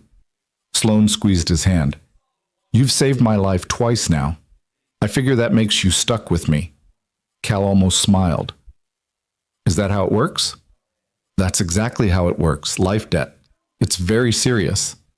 This time he did smile, brief and genuine, and Sloan felt warmth spread through her chest. They were both broken people, scarred by loss and guilt and choices they couldn't take back. But maybe broken people could build something strong together. Maybe they could be each other's second chance. The moment was interrupted by Maddie bursting through the door, hot chocolate in hand and excitement on her face. "Dad, guess what? Mrs. Chen says we can adopt a dog when you get better. A real dog, not just pictures on my tablet." Cal shot Sloan a look that said, "Help me." But Sloan just grinned. "A dog sounds perfect, Maddie. Every hero needs a faithful companion." "See, Dad? Sloan agrees. We're getting a dog." Cal sighed, but his eyes were warm. "We'll talk about it when I'm not recovering from a traumatic brain injury." "That's not a no." Maddie climbed onto the bed beside him, careful of his injuries, and launched into an elaborate explanation of all the dogs she'd been researching. Cal listened with the patience of a man who'd had this conversation 100 times, his hand never leaving Sloan's. And Sloan sat there, watching this little family that had somehow become hers, and felt something she hadn't felt in years. Hope. Real, solid, aching hope that maybe the future didn't have to be about penance and responsibility. Maybe it could be about building something new from the wreckage of the past. On Cal's 5th day in the hospital, Sloan brought him something she'd been working on in secret. She waited until visiting hours were ending, until Mrs. Chen had taken Maddie home for dinner, then pulled a folder from her bag and set it on Cal's lap. "What's this?" he asked. "Open it." Cal opened the folder and found a thick stack of documents, investigation reports, engineering analyses, testimony transcripts, and at the very top, a death certificate. Elena Mercer's death certificate. But beneath the cause of death, equipment failure, someone had added a handwritten note. Manufacturer defect, Harker Aviation Navigation System Gen 2, known issue. Company negligence. Cal's hands shook. "How did you get this?" "I reopened Elena's case, officially. With the FAA, the NTSB, everyone who'd buried it the first time." Sloan's voice was fierce. "I made them re-examine the evidence. I made them admit what they'd ignored. And I'm going to make sure every family who lost someone because of our systems gets the same answers." Cal looked up at her, his eyes bright with unshed tears. "This clears her name. The original report blamed pilot error." "I know. And it was wrong. Elena was an exceptional pilot. She did everything right. The system failed her. We failed her." Sloan's voice broke. "I can't bring her back, Cal. I can't undo what my company did. But I can make sure the truth is on record. I can make sure her death meant something." Cal set the folder aside and pulled Sloan into a hug, mindful of his healing ribs. She held him while he cried for the first time in a decade, held him through the grief and rage and relief of finally having answers. And when he was done, when his breathing had steadied and his grip had loosened, she whispered, "You don't have to carry this alone anymore. Let me help. Let us help." Cal pulled back, looking at her with red-rimmed eyes. "Why are you doing this? You barely know me." "Because you ran into a burning helicopter to save me without knowing who I was. Because you flew into a storm to save a stranger. Because you're a good man who deserves to be free of guilt that was never his to carry." Sloan touched his face gently. "And because somewhere along the way, I started caring about you. A lot." Cal stared at her, something vulnerable and terrified crossing his features. "Sloan, I don't know if I can be what you need. I'm still broken. I still wake up at night hearing the crash. I still see Elena's face and feel like I'm drowning. Then we'll be broken together. and maybe we'll figure out how to be whole again. No pressure, no expectations. Just two people trying to do better than yesterday. Cal touched her face, mirroring her gesture. I'd like that. Yeah? Yeah. They kissed then, soft and tentative, like two people learning how to trust again. It wasn't passionate or desperate. It was careful, hopeful. The first step toward something neither of them could quite name yet. When they pulled apart, Sloane was smiling through tears. So what happens now? Now you go testify in front of Congress and fix your company. And I go home and explain to Maddie why we're definitely not getting a dog anytime soon. You're getting the dog. I know, I'm just delaying the inevitable. They both laughed, and it felt like breathing after being underwater too long. 2 days later, Cal was discharged. Sloane drove him and Maddie back to the cabin, the three of them cramped in her rental car with Mrs. Chen following behind in Cal's truck. The mountains were green and alive, the storm long past, and as they climbed the winding roads toward home, Maddie chattered nonstop about school and dogs, and how famous her dad was now that the news had covered his rescue mission. Cal was quiet, watching the familiar landscape roll past, and Sloane reached over to take his hand. He squeezed back, grateful and exhausted and more at peace than he'd felt in years. When they reached the cabin, Maddie ran inside to make sure everything was perfect for her dad's homecoming. Mrs. Chen bustled in with groceries, determined to stock the fridge properly, and Cal stood in the doorway with Sloane, looking at the place that had been his prison and sanctuary for a decade.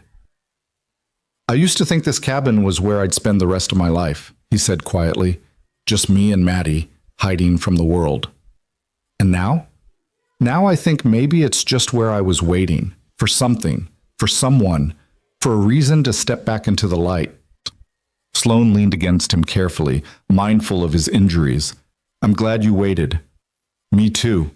They stood there as the sun set behind the mountains, painting the sky in shades of gold and crimson, and for the first time since the night Elena died, Cal felt like the future was something to move toward instead of something to survive. And standing beside him, Sloane made a silent promise to the woman whose loss had brought them together. She'd protect Cal and Maddie. She'd fix what her company had broken. She'd make sure Elena Mercer's legacy was justice and truth, not buried secrets and corporate negligence. It wouldn't bring Elena back. Nothing could. But maybe, just maybe, it would give her family the peace they'd been denied for so long. And that was a start. The weeks that followed Cal's return home moved with the strange duality of healing, simultaneously too fast and achingly slow. His body mended faster than his spirit, the stitches coming out, the headaches fading, the ribs knitting back together until he could breathe without wincing. But the real work was happening in places no doctor could reach, in the quiet moments when he'd wake at 3 a.m. and find himself reaching for ghosts. Sloane stayed in Seattle, but she called every day, sometimes twice. They talked about everything: the investigation gaining momentum, the board meetings that turned hostile, the media circus that had set up permanent camp outside Harker Aviation headquarters. But they also talked about smaller things, what Maddie was learning in school, the stray dog that kept showing up at the cabin, the way the aspens were turning gold as autumn settled into the mountains. Congress wants me to testify next week, Sloane said one evening, her voice tight with exhaustion. Cal was sitting on his porch watching Maddie chase fireflies, the phone pressed to his ear. Full committee hearing. They're calling it an investigation into corporate negligence and aviation safety standards. Are you ready? I don't know. My lawyers want me to stick to prepared statements, admit nothing beyond what's already public record. But that's not what I'm going to do. Cal heard the determination in her voice, the steel that had kept her standing through everything. What are you going to do? I'm going to tell them everything about the flaw, the buried memo, my father's choices, about Elena and Ryan and every person who died because my company chose profits over safety. And then I'm going to outline exactly how we're going to fix it. They'll crucify you. I know, but it's the right thing to do. You taught me that. I didn't teach you anything. You already knew. Sloane laughed, but it was raw. You have more faith in me than I have in myself. Then borrow mine until yours catches up. There was a long silence filled with the sound of Maddie's laughter and distant thunder.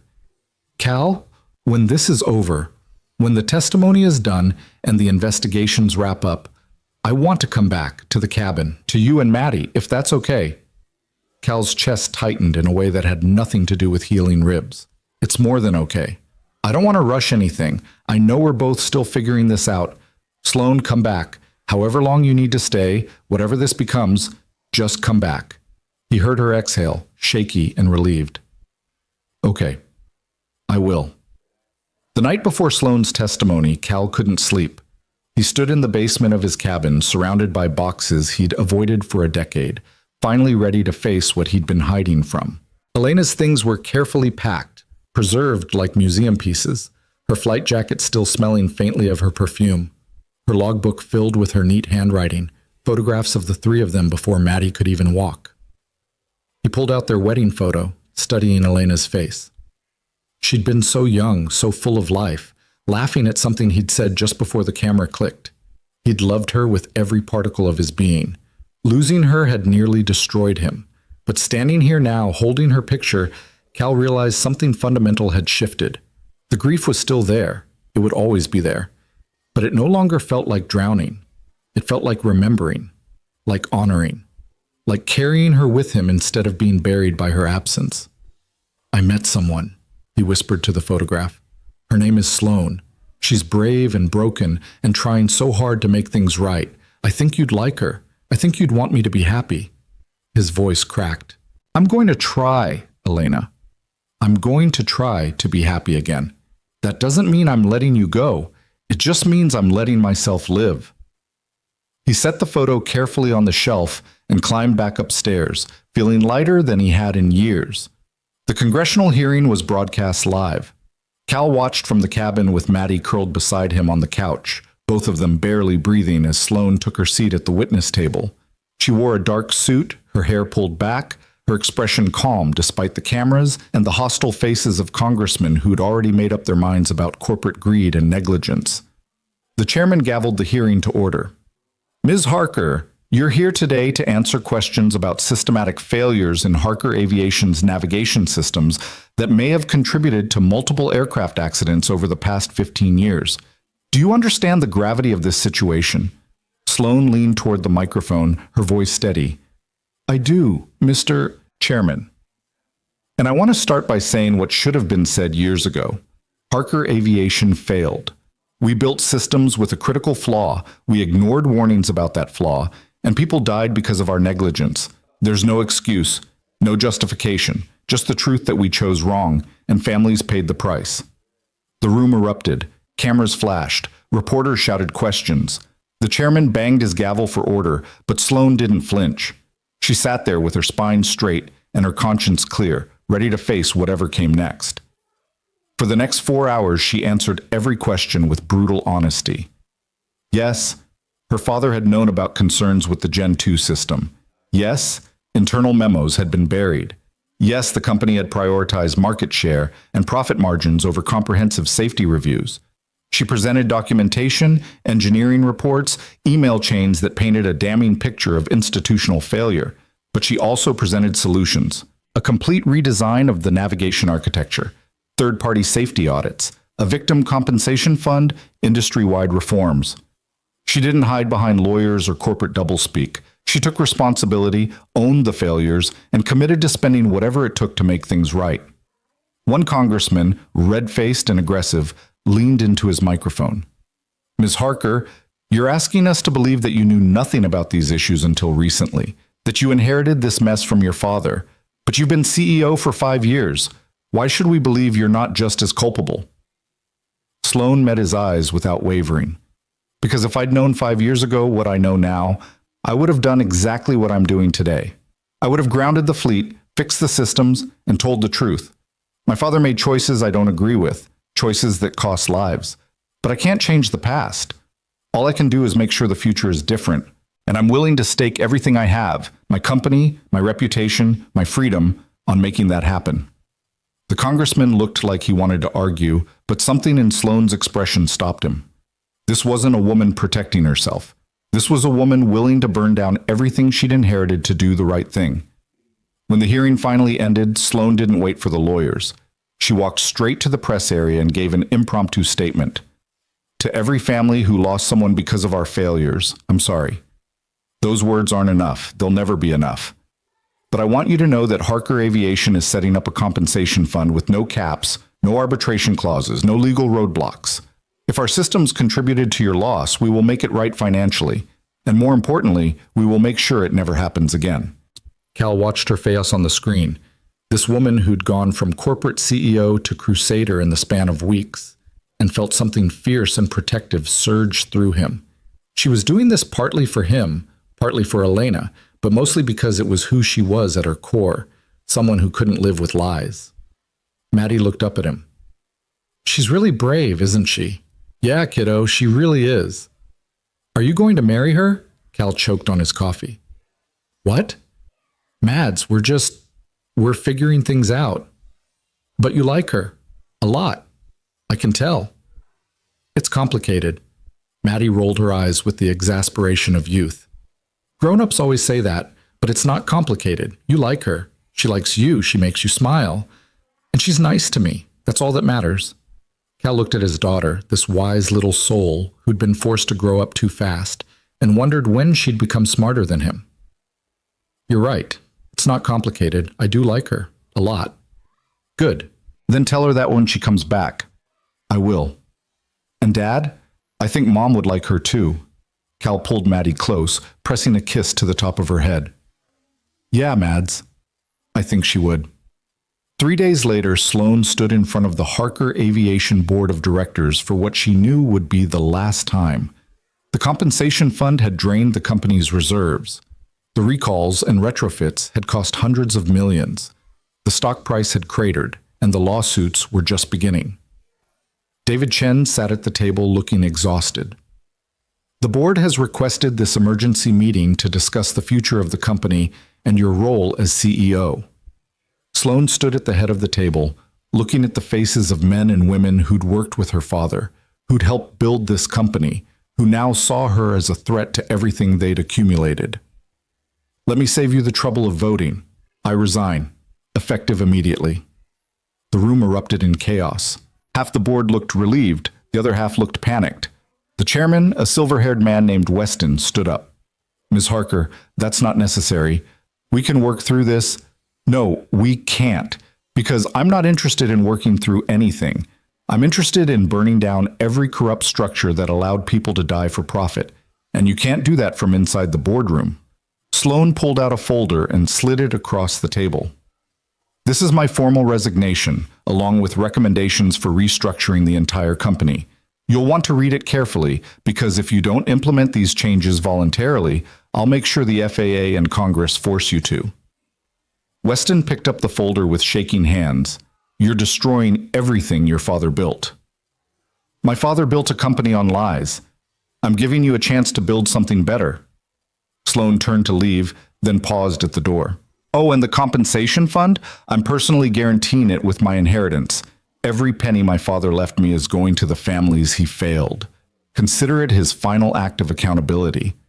She walked out of that boardroom with nothing but the clothes on her back and the keys to a rental car. No job, no company, no safety net. But for the first time in months, she felt like she could breathe. She drove straight to the mountains.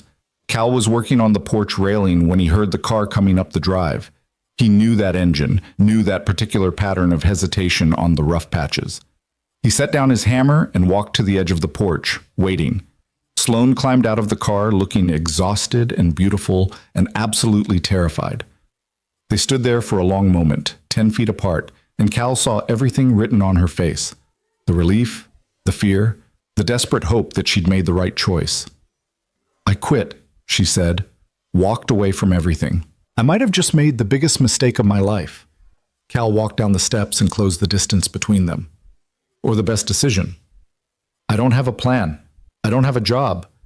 I don't even know what I'm doing here except that I couldn't stay in Seattle another second, and this was the only place that felt like home. Cal pulled her into his arms, and Sloane collapsed against him, shaking with exhaustion and relief and emotions too big to name. He held her while she cried, held her while she finally let go of the weight she'd been carrying, held her until she could breathe again. You did it, he whispered into her hair. You told the truth, and you made it right. and you survived. Barely. Barely counts. Sloane pulled back, looking up at him with red-rimmed eyes. Cal, I need to tell you something. When I was in that boardroom walking away from everything my father built, all I could think about was you.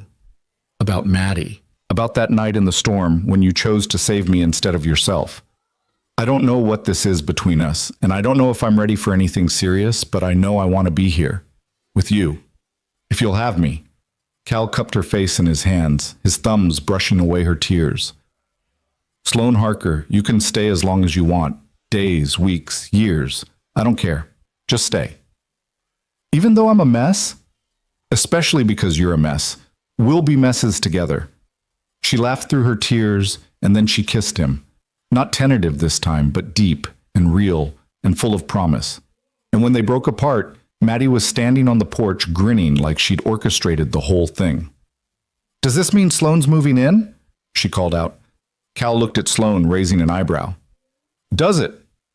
Sloane looked at the cabin, at the mountains, at this man and child who'd somehow become her entire world in the span of a few chaotic weeks. Yeah, I think it does, if that's okay. It's more than okay. Cal took her hand. Come on, let's get you settled. The months that followed were a study in rebuilding. Sloane took a job with the FAA as a safety consultant, using her insider knowledge to help implement the reform she'd recommended. It didn't pay much, but it gave her purpose. Cal started flying again, not rescue missions, but something safer. Aerial surveys for the Forest Service, his way of staying in the sky without risking the life Maddie needed him for. They settled into a rhythm. Sloane would work from the cabin during the week, traveling to Seattle for meetings when needed. Cal would fly his routes, come home to find dinner cooking and Maddie doing homework at the kitchen table. They'd eat together, talk about their days, slowly build something that felt like family. It wasn't always easy. Cal still had nightmares about the crash. Sloane still woke up at 3 in the morning panicking about lawsuits and testimonies. They both carried scars that wouldn't heal completely, but they learned to be gentle with each other's broken places, to give space when needed and support when asked. Maddie thrived. She got her dog, a scruffy rescue mutt named Phoenix, who followed her everywhere. She stopped having anxiety about her father leaving and started talking about college and becoming a pilot like her mom. And she adopted Sloane with the fierce loyalty of a child who'd been waiting for someone to complete their family. One evening in early spring, nearly 6 months after that first helicopter crash in the blizzard, Cal found Sloane standing at the edge of the ridge where everything had started. The snow had melted, revealing wildflowers and new grass. The mountains looked different in sunlight, less threatening, more majestic. Cal wrapped his arms around her from behind, and they stood together watching the sunset paint the peaks gold and crimson. I got a call today, Sloane said quietly, from the FAA. The final investigation report is done.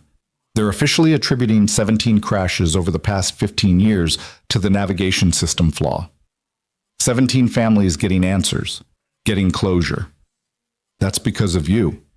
It's because of us. If you hadn't saved me, if you hadn't shown me Elena's circuit board, if you hadn't been brave enough to tell your story, none of this would have happened. Cal pressed a kiss to her temple. Then I guess we make a good team. The best team. Sloane turned in his arms to face him. Cal, I have something for you. She pulled a small box from her pocket. Cal's heart stopped. Sloane, it's not what you think. Open it. He opened the box and found a ring, simple silver with an inscription inside. He held it up to the light, reading the 2 words engraved there. Don't leave. Sloane's eyes were bright with tears. That's what I said to you in the storm, when everything was falling apart and I thought we were going to die. I told you not to leave me, and you didn't. You stayed even when it meant crashing, even when it meant risking everything. So I'm asking you now, don't leave. Stay with me. Build this life with me. Let me be part of your family. Cal stared at the ring, at this woman who'd walked away from everything to stand with him in the wreckage and build something new. Sloane, are you proposing? I'm saying I love you, and I want forever, if you'll give it to me. Cal didn't trust his voice, so he just pulled her close and held her while the sun set behind them. When he could finally speak, his voice was rough with emotion. I love you too. And yes, to all of it, to forever. They kissed as the last light faded from the sky. Two broken people who'd found each other in the worst possible circumstances and chosen to heal together. Behind them, the cabin door opened and Maddie came running out with Phoenix at her heels. "Dad! Sloan! Come see!" "There's a fox in the yard and Phoenix is being super brave," and she stopped, seeing them standing there with matching expressions. "Wait, did something happen?" Cal held up the ring. "Sloan asked me to marry her." Maddie's eyes went huge. "And you said yes?" "I said yes." Maddie screamed with pure joy and launched herself at both of them, Phoenix barking and jumping around their feet. They stood there in a tangle of arms and laughter, this mismatched family that had been forged in tragedy and tempered by love. "So when's the wedding?" Maddie demanded. Sloan laughed. "We literally just got engaged 10 seconds ago." "But you're going to have one, right? Can I be the flower girl? Can Phoenix be in it too? Can we have it right here on the ridge?" Cal met Sloan's eyes over Maddie's head, and they shared a smile. "Yeah, kiddo, we'll have it right here on the ridge." "When?" "When the wildflowers bloom," Sloan said softly, "when everything is alive and new again." The wedding took place 3 months later on the ridge where Cal had first pulled Sloan from the burning helicopter. It was small, just Mrs. Chen, a handful of friends, Ryan Voss and his now wife who'd insisted on flying up for the ceremony. Maddie wore a yellow dress and carried wildflowers. Phoenix had a bow tie that he immediately tried to chew off, and Sloan walked down the makeshift aisle in a simple white dress that made Cal forget how to breathe. They exchanged vows under an arch that Cal and Maddie had built together, promising not perfection, but presence. Not to forget the past, but to honor it while building something new. When the officiant pronounced them married, Maddie cheered so loud that birds took flight from the surrounding trees. At the reception, really just dinner at the cabin with too much food and terrible dancing, Ryan pulled Cal aside. His leg had healed well, though he still walked with a slight limp. "I never properly thanked you for coming into that storm, for not giving up." Cal shook his head. "You don't need to thank me." "Yeah, I do. I was lying there in the snow convinced I was going to die alone, and then I heard the rotors. I heard you fighting to keep that helicopter in the air. You didn't quit even when any sane person would have." Ryan's voice caught. "I'm getting married next month. I'm alive to marry the woman I love because you refused to leave me behind, so thank you for all of it." Cal clasped his shoulder, unable to speak past the lump in his throat. Ryan had been his second chance, his proof that he could still save lives instead of just mourning the ones he'd lost. "You're welcome. And congratulations." As the sun set and the party wound down, Cal found himself standing at the edge of the ridge again, this time with his new wife beside him and his daughter asleep against his shoulder. The three of them looked out over the mountains that had taken so much but somehow given back even more. "What are you thinking?" Sloan asked softly. "That a year ago I was convinced I'd spend the rest of my life hiding up here, alone or broken, unable to forgive myself for something that was never my fault. And now? Now I have you. I have Maddie. I have a future that doesn't feel like punishment." He turned to look at her, this brilliant, brave woman who'd chosen him when she could have chosen safety. "Thank you for seeing me when I was invisible, for staying when I crashed, for loving me even when I didn't think I deserved it." Sloan leaned her head against his free shoulder, careful not to wake Maddie. "Thank you for running into the fire, for not letting me die, for showing me what real courage looks like." They stood there as the stars came out, three people who'd found each other in the storm and chosen to build something beautiful from the wreckage. The mountains rose around them, eternal and unmovable, and for the first time since Elena's death, Cal felt at peace. He'd lost his first love to a tragedy he couldn't prevent. He'd spent a decade drowning in guilt and grief, but somewhere in that darkness, he'd found Sloan, found purpose, found a reason to step back into the light. And standing here now with his family, with the ring Sloan had given him pressed against his heart, Cal understood something fundamental. The crash had broken him. But breaking wasn't the end of the story. It was just the beginning of learning how to rebuild. He'd saved Sloan twice.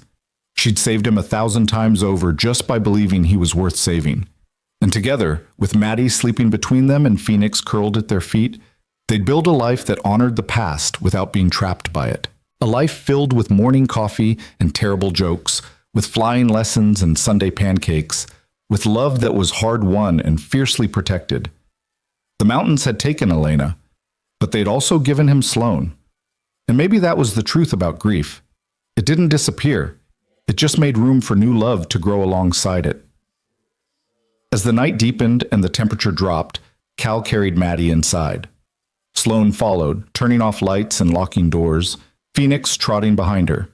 They tucked Maddie into bed, Phoenix curling up at her feet, and then retreated to their own room. Cal pulled Sloane close, feeling the steady beat of her heart against his chest. "I love you, Mrs. Mercer." Sloane smiled against his shoulder. "I love you too. And Cal?" "Yeah?" "Thank you for not leaving. Not in the storm, not in the hospital, not ever." "I'll never leave," he promised. "That's what the ring means. That's what forever means." They fell asleep wrapped around each other, two people who'd survived the worst and chosen the best. And in the morning, they'd wake up to Maddie demanding pancakes and Phoenix stealing socks and all the beautiful chaos of the life they'd built together. But for now, in the quiet darkness of the mountain cabin, they were simply at peace. The storm had passed, the wreckage had been cleared, and from the ashes of tragedy, something stronger had emerged. A family, a future, a love that had been forged in fire and tempered by truth.